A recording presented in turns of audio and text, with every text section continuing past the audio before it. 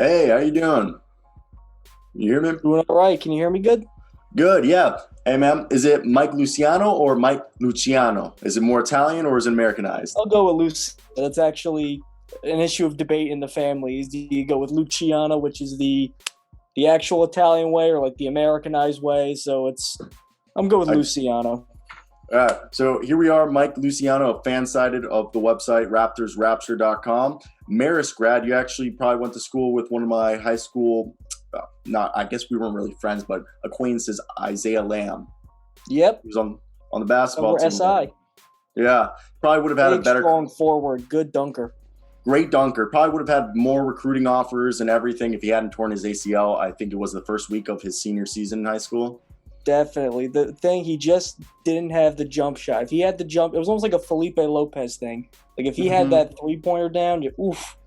Yeah, literally, because he had the athleticism, he had the size he wanted for a guy who guard 1 through 3, but it was really the jump shot. And I don't know if that was just I really don't know, because the jump shot's the easiest thing to fix. It's the weirdest thing. The problem is for 3 of those years, he played with this guy named Mike Maker who won 21 games in 3 years, and he wanted to play this like pace and space, shoot tons of threes. Like he recruited a bunch of guys from Scandinavian countries that were all good shooter. Like we had one starter from Iceland, one was from Denmark, our center was from Sweden.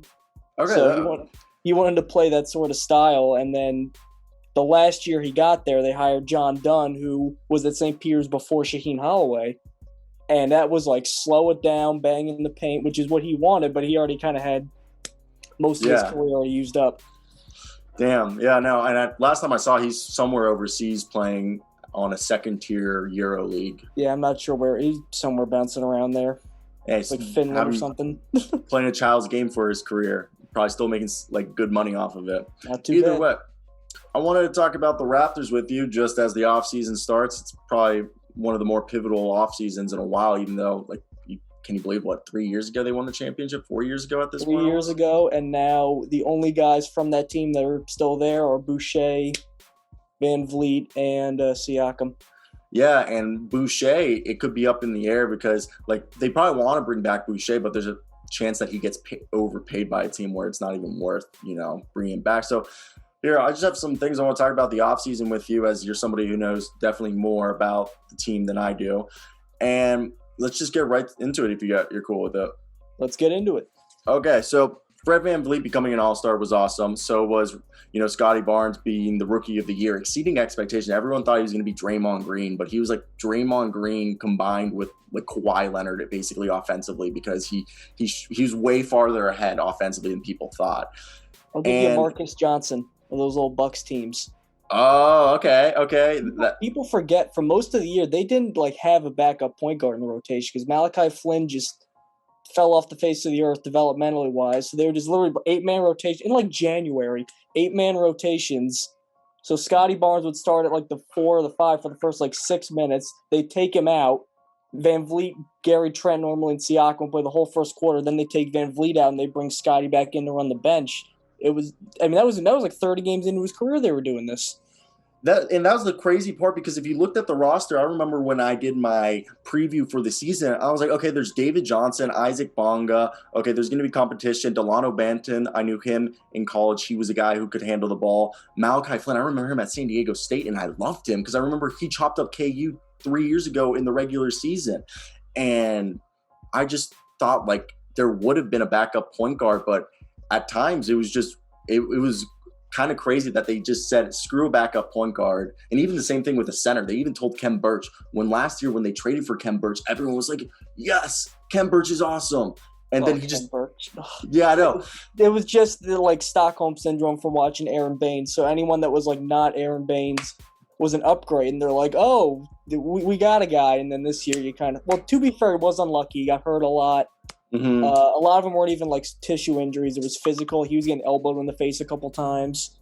Like, but his performance wasn't the same though. Like he was almost a double machine to finish the year last year. It felt like a guy who was averaging easily 8 and 8 for you. But this year he just, I guess the chemistry and the coming back and going away from injury just screws everything up. But that leads me to the point about the point guards though. There's two main reasons that I think you were disappointed. Honestly, a lot of Raptors fans were. which is number one. I feel like they kind of got a little high on their own supply with like the 6'9" switch on everything kind of style. So when Pascal you got 6'1", Siakam.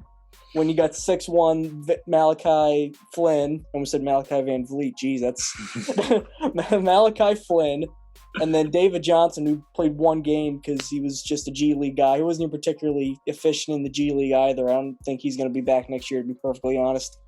And Delano Banton, who for all his fault, he just couldn't shoot. He couldn't create for himself. That goes into issue number 2, which is basically he would give guys – they play well for like 8 or 10 games and then have one of those games where you play 12 minutes and you go 0 for 4 with like 3 turnovers and you're like, all right, Delano, you're out. Malachi, you're in. And then Malachi Flynn would play for 10 games and then he'd stink. And then he's like, all right, we're going with nobody. And then like there was never a – even if you just got one of those like a Corey Josephy type who's just like, all right, you're the backup point guard for 17 minutes. There was never any of that. There was just mix it and match in pieces. Yeah, I was surprised that they didn't try for an acquisition of a guy like Corey Joseph, Rajon Rondo, DeLon Wright, guys that, you know, who are established high-level backup point guards in a way that they didn't attempt to even do that because that was kind of something all year. But like you said, maybe they did just fall in love with the 6'9" size. Well, they were up against the cap for most of the year. So when Goran Dragic was doing his, like...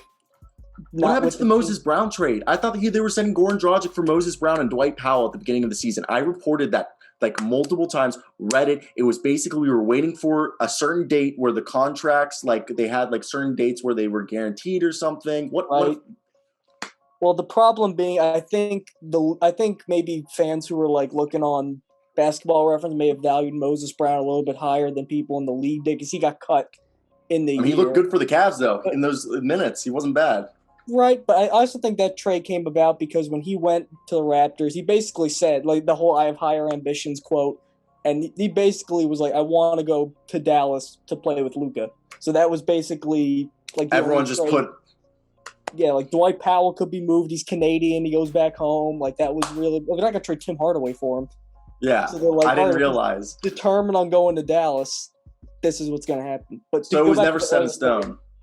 To go back to the earlier point about Dragic, they were up against the cap for most of the year, and no one wanted Dragic for most of the year because for however good he's a 35-year-old point guard with an expiring contract. Like, you're not going to get a ton unless you attach a draft pick to it, which they finally broke down. They're like, all right, because they thought they were going to be in the lottery. They're not going to attach a lottery pick to Goran Dragic. Then when they started getting in the playoffs, they're like, all right, we'll give up 19 or 20 for like a Thad Young type.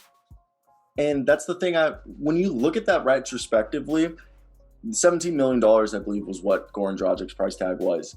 And like 19 or something in that range. Yeah, it was high teens. And they had a backup point guard struggle. And I know Goran Dragic had 1 or 2 good games with the Nets. He was pretty not good at all. Like, there was just in the playoffs, he had like one somewhat good game where you're like, okay, Goran Dragic didn't look terrible. And that was probably because he didn't play all year. But they could have had a backup point guard there and just ate the salary for the year because they ended up doing nothing with, you know what I mean? Getting nothing really in return, you know? Well, people forget, too, Gary Trent started every game except one this year, which was opening night because Dragic was the 2 guard. And they had Trent coming off the bench. Oh, my God. I forgot about that. And then they played the Wizards, and they got, not the doors blown off, but they scored 83 points. Which nowadays... It was a rough start to the year. I forgot. Scotty Barnes was their leading scorer that game. He had 12. So then next game, they're playing at Boston. This is before they were really Boston. This is Ime Udoka still figuring out stuff. Where we thought they were going to fire Udoka. Right. They make the switch. Trent goes in for Dragic. They play 2... I think they played like the Mavericks. Luka went crazy in one other game. It's like, all right, we'll take Dragic out of the lineup completely after 4 games. Delano Banton comes in, and they win, not because of Delano Banton specifically, but they won like 6 in a row, and that was before Siakam was playing because he had the offseason surgery. So they're like, well, we can't go back to – we can't sell our fans on Goran Dragic after this. So it was over immediately like that. Yeah, it was quick. So with that being said, who do you – because you kind of already gave a little light that you think there's certain players that aren't coming back. Who do you think is going to get either – traded or just they won't even offer him, I guess, a return? Because I know a few guys have qualifying offers. One guy has player options. Like Steve Mikhailu was a mistake as a KU student. I hate to say that. He started so good. He was. I thought like Svi finally developed. I thought Nick Nurse gave him the nurse pill and told him finally how to like play, and then it just fell off. What really did him in were those COVID games, because he was one of like the few guys who didn't have it. So they were just giving him all kinds of shots, and he just got out of his flow. It's like, man, this is brutal. It happened with Yuta too, because Yuta had like 26 and 13 one game, and after that, it was like he's done. So, but to answer your question about guys who might leave, it's tough for trades because all 5 of their starters are under contract for next year. Mm-hmm. And there's really not a guy like Barnes, Van Vliet, and Siakam. It's like maybe if they give us Giannis. Other than that, no. But like realistically, Gobert? They're not going to. Gobert. I hear that everywhere. One of the 5 I could see moving is maybe Trent. Really, not Anunoby. Anunoby is just. I mean, with how they use him on defense, like they were playing the Nuggets, they started him on Jokic. Like he's young. He's just way too. He's a dog. Oh my! And again, I don't think they would move Trent either. But like, if you had to pick one, gun to my head, it would probably be him. The problem then is if you look at their salary cap, the only guy who makes a somewhat like a tradable salary would be Kem Birch, who no one wants, and Achua, who you're not going to give up on after he developed. So trading him immediately might be a little tough. Is the straight up the only one you could straight up just trade is Pascal and Rudy Gobert, because I think they have like basically the same salaries, but no one would give up Pascal Siakam. I'm not giving up Siakam for Rudy Gobert, and I like Rudy Gobert a lot. I know that Twitter makes it seem like he's this like oaf who can't do anything right, but like it drives me up. Like I know he's flawed, he's not perfect, but like what more do you want out of him? You're putting it perfect right there. Like the same thing with Siakam. People on Twitter act like Siakam isn't good. Move. I'm like, it works. And they're like he's an overglorified player. They're like, I was like, he was averaging like a triple double at one point. Like this guy was or close to he was averaging like I think it was like 25, 7, and 7. Right. Don't quote me on these numbers. They're incorrect. A percent, but I think it was like 26, like 9 and 7. Yeah, it was ridiculous. It was his spin move. It's that bubble against the Celtics is going to live with him forever. Yeah, it's just crazy. But it just feels like everyone still judged him from the bubble, where he just sucked in the bubble, and everyone just thinks that bubble run because he didn't play basketball for 6 months is who he really is. No, that was just playoff basketball in September, and they're like, oh yeah, it's in an empty gym with like Microsoft Teams fans on, like, oh yeah, that's a normal basketball environment. They got the 2 seed, no advantage from it. Because they're like, oh, the bubble's easy because I'm like, yeah, but there's no home court advantage. And you guys played in Florida last year. Yeah. Like he's doing interviews. It's like, yeah, you go up, it's like, oh, there's a Warriors jersey and then there's a Suns jersey. It's like it's like they want to take the grandkids out for a night. Like no fans. It's like, of course they play bad. Yeah, no, I completely agree. So you think out of, I guess, the roster, I agree, very little turnover I think is going to happen unless they make a Rudy Gobert trade. But with guys like Svi Mikhailu, Champagny, Sham, and like penny, like the coin. Champagny, David Johnson, Banton, and I guess the other ones you could say is Yuta Watanabe, who I loved last year, but he kind of disappeared this year, even though he started kind of good he had some flashes in the beginning of the year. That's a tough one because the fans love Yuta, and like there's a role for him. He's just, I think like his defense he made himself known in Tampa because he was like this hustle guy at 6'9", and then I think that kind of it started to like flake away a little bit. At the end of the David Johnson, I don't think will be back. I think Massage is like, all right, I'll take the L on that. Like they signed him to a 2-way contract after drafting him, so I think they kind of knew that there was some risk. He just never got the shot. Then they have Banton and Armani Brooks, who like you could not get 2 more different. And they signed Armani, right? Armani has a contract that guarantees full. It's like Yuta last year, where they signed a bunch of non-guaranteed guys, and if they make opening day guarantees. So Brooks was weird because he was a good shooter with Houston and could not play defense a lick. And then he got to the Raptors and he was like stealing the ball a bunch, and then he was like a 28% 3-point shooter. it was weird. It was like he flip-flopped players. Like he just went from being offensive guy in Houston to defensive guy in Toronto. I mean, he got himself a contract, so you can't be mad. I think they keep he stays. The one I'm watching is Boucher against Thad Young, because I remember putting out a poll on Twitter about like if you could only keep one, which one are you keeping? And like 75% said Boucher, and I'm like, I'm taking Thad Young. I'd take that too. I think because Boucher, again, he's a homegrown guy. He's Canadian. I think there might be some of that. But people and because in the second half of the year he was like on a tear. He became the six-man guy he was the year before. The problem being in the first half of the year, he was so bad that like 10 minutes a night he was averaging. He got benched one game. They were playing the Grizzlies, he didn't even play. And that was, I think, the game with Chua had like 5 threes, and they're like, oh, this is kind of what he is. But yeah, I would take Thad just because, well, number one, Boucher is not like as young as people think. He's going to be like 30 next year. Like, he's an older guy. Skinny, like, at least with Thad, he's not going to score a lot, but you don't need to run plays for him. He gets rebounds, he passes, he defends. He's like on a team that's pretty young. Like, Thad was their only guy older than 30 last year. And guys who played sort of similar, like, young Thad Young, like, breaking in with Philly, stylistically had some similarities to, like, and he was a small forward in Philly. You forget. Exactly, like a bigger small forward. Because that was back in the day. That veteran glue guy. They're not going to win the championship next year, so it's not going to be his effect. But almost like what like David West had on those Warriors teams. Like, yeah, that's a good. That could work. Like Boucher is going to get like a bigger multi-year deal, and I don't know if you want to commit that much of your cap to Chris Boucher. Although Masai has pretty much said he's coming back. You can take out Pascal though and put in Thad Young, and Thad Young can literally, as like a poor man's version of Pascal, by running the similar, how they've been using Pascal to initiate plays. Exactly. You can use Thad. He's a really good passer out of the elbow. Exactly. Like they just, I get it's tough to get rid of the homegrown guys, but like I honestly, and one thing too, I want Boucher to get paid. He's earned the right to get paid. I don't know if the Raptors could give him the contract he's looking for. Like this is the time he's going to hit free agency. Like go get your bag. He's not going to get another contract after that. After this one as big as this, like go to the highest bidder. I'm not telling him to leave. I am telling him to leave. go get money. Go to Portland. Chris Boucher. Portland. Well, I kind of want him to go somewhere where they could win. Maybe like. True. Oof. Now they're up against the guy. Maybe he takes like a Miami if they got any money left over.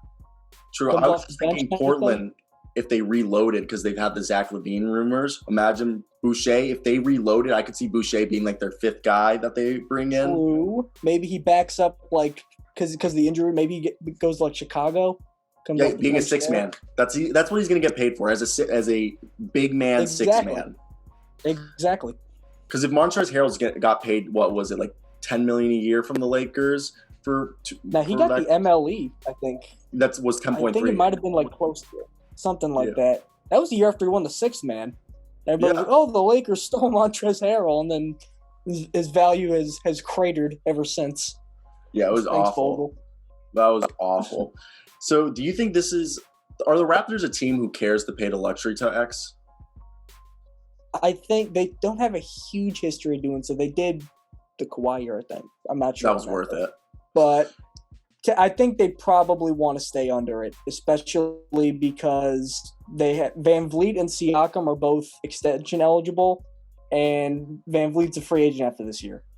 So I don't know if they're going to be huge spenders just because not only do they have to get those 2 extensions figured out, but they also got Trent has a player option after this year, which after this year it's like $17 million. So he'd be stupid to take that. He's going to opt out and hit free agency, and then you got hopefully the eventual Scotty Barnes deal coming down the pike. So I think that they'll make little like 1 or 2 year deals with veteran guys to fill specific roles, but outside of just something like super seismic, like just like a Rudy Gobert or a Shea, which I don't see happening. I think it's going to be mostly that because there's just so many core players that they have to pay. So with that being said, I think we can agree the 2 biggest needs for this team is an actual backup point guard and Yes. a true center in the sense of they would like a Nick Claxton. I think Nick Claxton is the type of center that they like, a versatile center who can switch between the 4 and 5 and can rim run. That would be my need number 3. I think number 2 would just be some wing shooters. Oh. Because, like, even if they played, like, let's just say they played a regular 9-man rotation with the 5 starters, then the bench would be Kem Birch, who is like as mobile as a tree, that does not really help you offensively.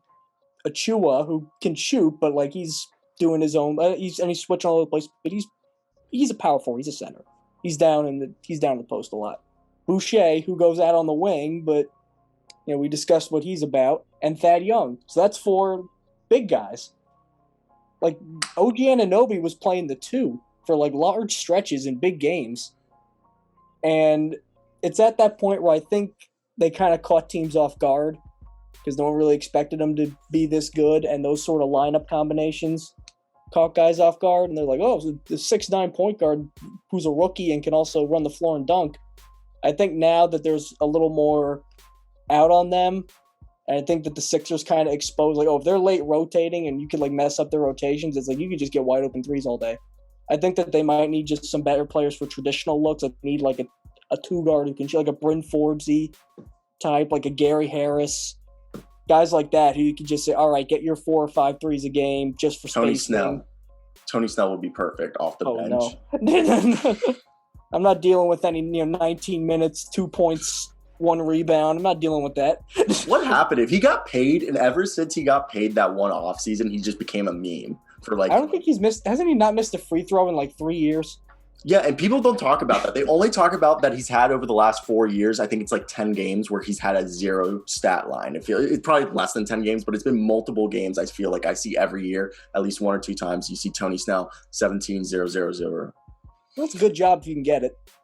I mean, he's still, people forget he's actually a good defender, like because they don't show like defense like on the stat sheet. Like he's actually providing like decent perimeter defense at most times. He's not some dope who's just stealing money. Yeah, he literally is the definition of waiting for the right opportunity. Like if he doesn't see like the opportunity or like he doesn't push it or like try, he just plays with the flow of the game. And if the flow has him scoring no points, seems like he's very fine with that. Well, that makes him anti-Raptors in my opinion. I feel like they need more like dogs, like ball don't stop hooper guys. Like Trent can kind of be that. Like he's the closest they got.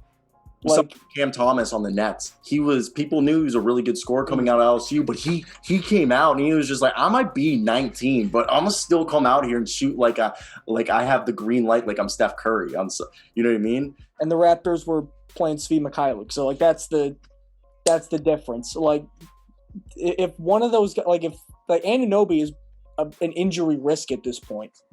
Like at last 2 years, he's missed. There's 70 games. I think he's missed like almost like 40% of the games over the last 2 years with something, like a hip and like concerning things. Yeah. Like if he goes down for a while or Trent goes down for a while and Scotty doesn't take that step as a 3-point shooter, I think it'd be screwed because so much of their 3-point production comes from Van Vliet.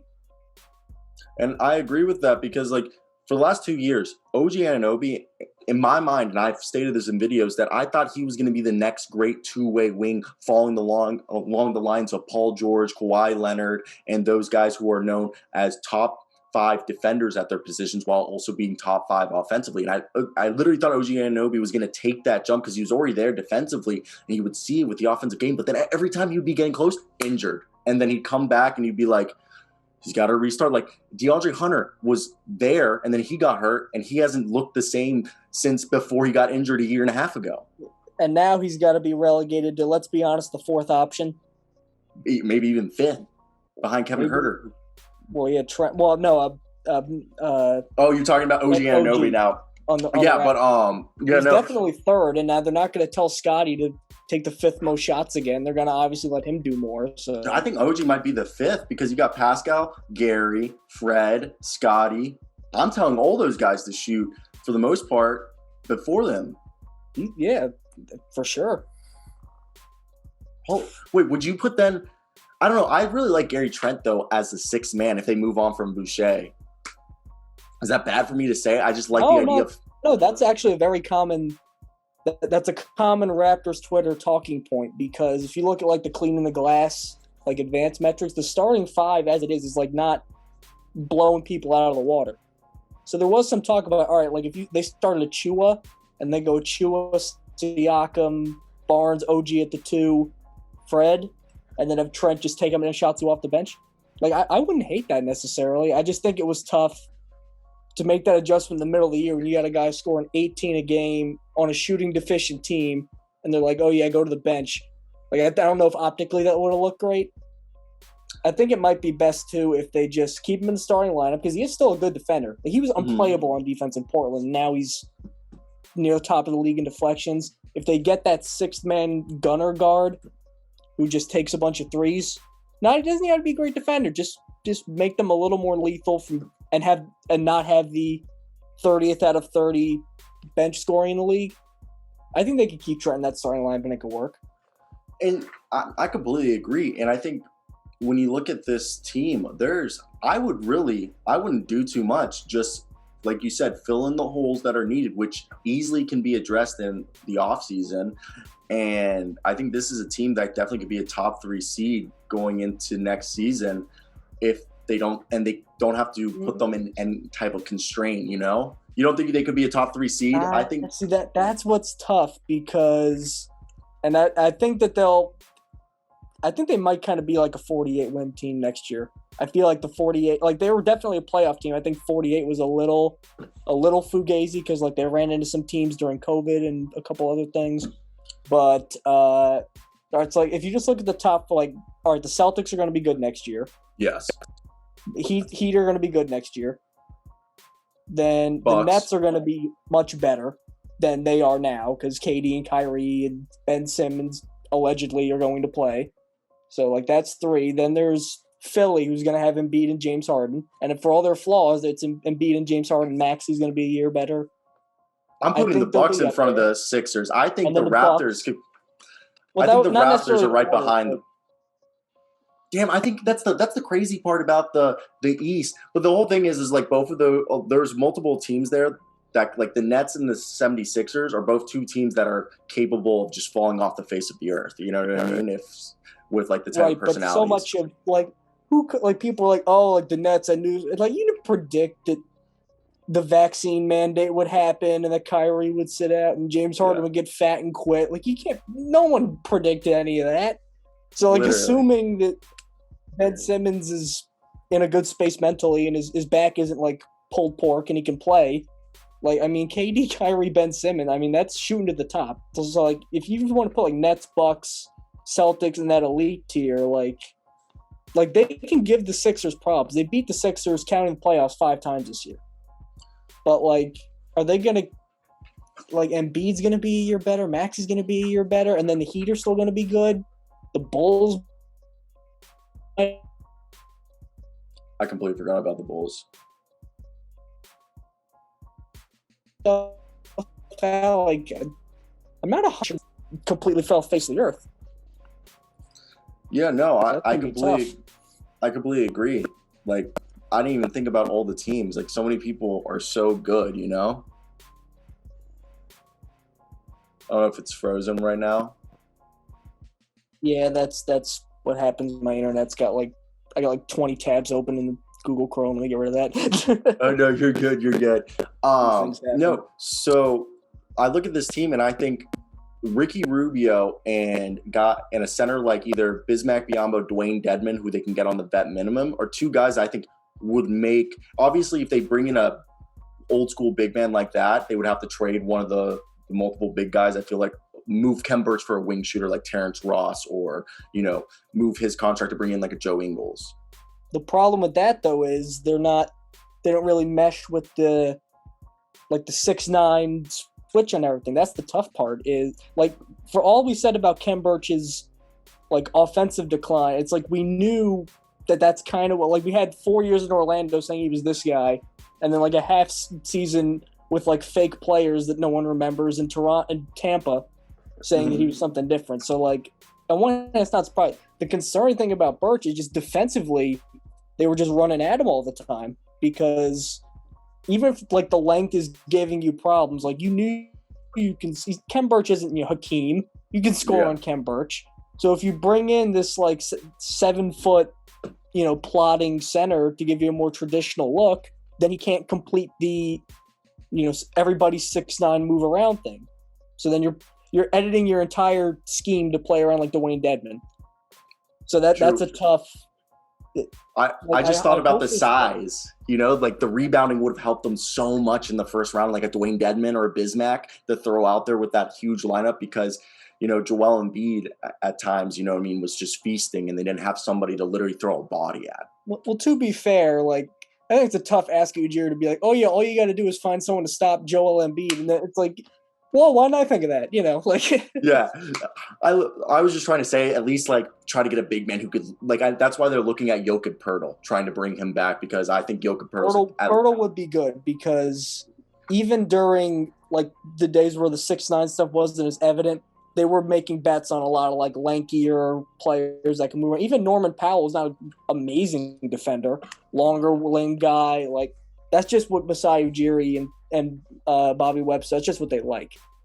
So if they draft Poeltl over Siakam, 20 picks over Siakam, I think that would. But now I just don't know if the Spurs are going to be like, all right, we're going to tear it all down again because now DeJounte's coming up. It's like, are we going to waste DeJounte's prime? But I think in a dream situation, Poeltl or like a Miles Turner, I think might be the best. I personally Miles think Turner might be the best.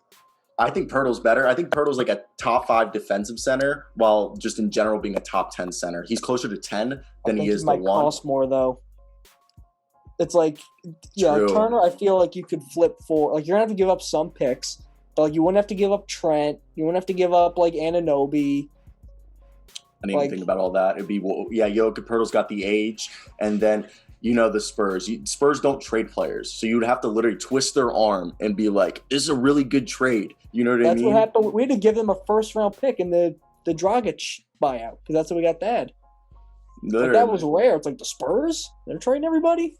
Yeah, and I have the Spurs getting Patrick Baldwin with that pick in my mock I just did recently. I think I had was it Sochan? Yeah, Sohan. My bad. No, I just learned that, and I just think of don't mess with the Zohan and just put an S. I think I have a 2-round mock draft I've been working on. I think I had the Raptors because they still got the draft. I think they honestly might just go point guard in the draft and get like an Iverson Molinar type. I love Iverson Molinar. Yeah, or I did a piece today on Jamari Boucher as like an undrafted guy they could go from San Francisco. Keon Ellis is another guy from Alabama. They might look at Herb Jones. He's like 23. But Herb Jones was 22 coming out, and their stats are similar. And I've just been looking. Herb Jones. There are so many. Like if you look at the Bama guys, like Bama has been getting these like Herb Jones-esque players where they're like between 6'5" and like 6'9" in just length, and they put up like very Florida State-esque stats. Like if you look at Patrick Williams and Scotty Barnes stats, you're like, how are these guys being lottery picks? You know what I mean? But then you just like look at their tape. That's how I feel like Bama guys are as well. I will just never forget the reaction the day of. It was honestly the day before where I remember there was like a big Twitter space and Jake Fisher came on. He's like, don't believe what anybody says. Like they are taking Scotty Barnes 100% right and go in. It's happening. I thought it was Jalen Suggs. I made so many predictions. Oh, they were distraught. And it took like, first off, then like 2 days later, like Scotty's such a nice, gregarious, outgoing guy. They're like, all right, this guy's cool. But like in the moment, it was like, how cool? Because they thought like, oh, they're gonna trade Siakam because they're power forwards, and then his first summer league game, he's hitting threes and clapping in guys' faces and yelling, and they're like, all right, we nailed it. And then the Magic fucked up and took Suggs, who forgot how to shoot. It hurt. He's been finishing good. He just can't. Yeah, what happened to his shot? Literally, he was insane at Gonzaga. You remember the shot he hit over the tie of the game? He got like what's it for pitch? Steve Blast disease. Like when pitchers in baseball, when they start walking like 8 guys in 2 innings and they can't throw strikes. That's what happened with him. And like the thing was, he was good defensively, and he had Nick moments. Anderson with the free throws. Yeah, I mean Nick Anderson, god damn, that's like forever. That is like yips. The yips But right like there. even the year after that, wasn't he shooting like 40% He the never year recovered. after he missed the free throw? Never Yeah. recovered. His free throw percentage was like for the rest of the career this like basically a big man free throw percentage. He like supposedly like I've read an article where he should have went to a sports psychologist that like he suffered like. I mean, you're seeing. I don't want to bring another Magic thing in, but it was like, remember Markelle Fultz's rookie year with the Sixers? He was like doing this to shoot, and Markelle looked better this year. Like his shot looked good this year. Like whenever he didn't take a three, anything inside his, even the free throws, I was like, okay, the shot looks okay. I mean, at this point, I just think Markelle Fultz is just going to become one of the best finishers at the rim and just say F a jump shot. I mean, that's kind of his only path left. I mean, he's still really good at finishing at the rim, like one of the better guards at finishing at the rim. So like, make it work. Markelle Fultz, I remember too because Lorenzo Romar was his coach at the time, and I think his assistant coach was Michael Porter Jr.'s dad, and that's why they kept keeping him around because they thought we're going to get Michael Porter, and then they fired him and he went to Missouri, and then Michael Porter went to Missouri. Mm-hmm. Every year he's like getting Markelle Fultz and like Marquise Chris and all these guys and big recruits, and they're like, oh yeah, they went like 7-25. It's like, what? And I don't even understand that. It's so funny watching rebuilding teams where they'll go into free agency and we're like, which 5 stars ended up being busts? And they go and bring in every former 4 or 5 star, it feels like, and just like he's got to figure it out. It's got to click. Oh, yeah, another like, Raptors target, Mo Bamba. I actually like that. That would be because he can move a little bit. And he finally figured out the 3-point shot. He realized who he was. He realized that he should either take a 3-point shot or a foot putback. Don't do any mid-range. Don't even dribble. Just catch the ball and shoot it, or get a rebound and put it back up. Don't do anything more. Don't do anything less.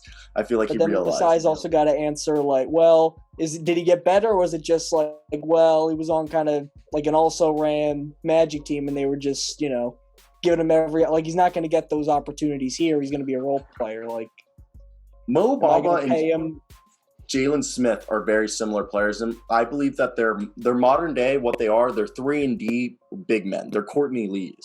Okay, they're literally just Courtney Lee at 6'11", where literally, if people remember Courtney Lee, all Courtney Lee did was shoot 3-pointers and play perimeter defense. And that's what, like, Mo Bamba, Jalen Smith are these big guys who can kind of step out on the perimeter, kind of. Like, they're not terrible, but, like, they can put a hand in somebody's face and won't get destroyed. But then on the other side, you want them either catching a lob or putting the ball back up, or just catch and shoot threes. Nothing more. Like, But then if you're Messiah, you're like, all right, am I going to – I have very limited cap space, and I got probably 6 guys who are set in stone, rotational roster-wise. Like, I'm going to spend my limited cap space on gigantic Courtney Lee. That is true, yeah.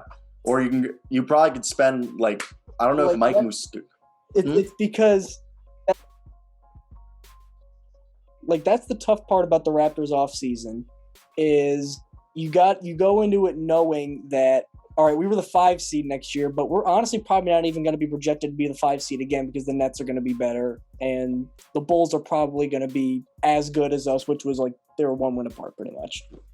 So you're like, all right, I got to make some sort of big, not a Kawhi move, but like something to get us up there, right? And it's like, well, I can't trade any of my starters, and I got my 6th man, Achua, locked in. It's like, all right, I guess I'm just going to sign, Jalen Smith and call it a day. Like, it's tough because – I didn't think about as much as I kind of ripped on Charles Barkley for being like, they're just good enough to get into the playoffs and then leave. I'm like, all right, he's exaggerating, but it's like he's not entirely wrong. No. I mean, this was a flawed roster, and they just don't have all of the means needed to make like a Kawhi-level splash to improve it. Yeah, and they only have $11 million to play with if they don't want to go over the cap. So it's not, like you said, they literally have to. And they got to bring back one. Exactly. They got to get one of Boucher or Young. So that's most of it. Yeah, you took the words out of my mouth. I said they still have guys that they potentially want to bring back. So, and then you think about a rookie too. Like, that's so hard when your roster's set in stone trying to figure out. It's like it's like a jigsaw puzzle almost, Well, like that was the thing with Lowry and DeRozan, where I think Lowry and DeRozan, at least they gave them like 4 tries, and they're like, okay, this is just not working. Like I remember particularly after Game 3 when they were up by like 18 and then they choked at home. Mm-hmm. Oh yeah, you would have thought that like Pascal Siakam like ran over an old lady. It's like we gotta rebuild everything, and it was pandemonium. And it's like, oh, we didn't, because they've seen like as soon as DeRozan went and they broke up like the old roster and got the new superstar in, then they won immediately. So it's like, oh, that's the formula. Well, it's like we got to give these guys at least 1, maybe 2 more tries. Yeah, 100%. Siakam's probably going to be all NBA. Van Vliet's an all-star. You got the rookie of the year. It's tough to sell fans, I think, on ripping that foundation down, especially a year after you were garbage, and then you're that much better a year later. You're like, oh nope, change it. Tough situation, man. Tough situation. So, what are your final thoughts then, as we approach a video going a lot longer than I thought, but I loved every single minute of it. Yep, I just hope you edit out the stutters from. Oh yeah, I'll take that out. But I'd say for Raptors fans, just be a little more reserved with your expectations. They're going to get some guys. I think one of Boucher or Young coming back, and they're going to be better at point guard. Either Malachi Flynn suddenly turns into like Penny Hardaway, or they're going to sign somebody. Like they'll be better on paper than they were last year. But I wouldn't totally rule out Gobert and Shea, even though it might be tough. I would not rule those 2 out. But don't go into the offseason expecting that Masai Ujiri is going to upend everything and get Rudy Gobert or Donovan Mitchell or somebody like that. Like, just trust. I can't believe I'm going to say it, but trust this process, not the other process. This particular process is worth trusting, in my opinion. All right, man. Thank you for this. Go check out Mike Luciano from Fansided Rapture.com, correctly? Yep. You posting like 3 articles a day? I was looking, right? Yeah, something like that. We get some pretty good content. I also got a very good team behind me. A lot of good contributors. Make sure you take a look at them, follow them. We'll do. I'll put everything in the link. People in sports media looking for people to hire. Look at them. I got you, man. All right, dude. I hope you have a great day. I hope to speak to you soon. If I ever have any Raptors questions, you're going to be the first one I come to. Oh, I'm honored. Take care, bud. Good talking to you, man. Pleasure, man, as well. Thanks for taking your time. See you.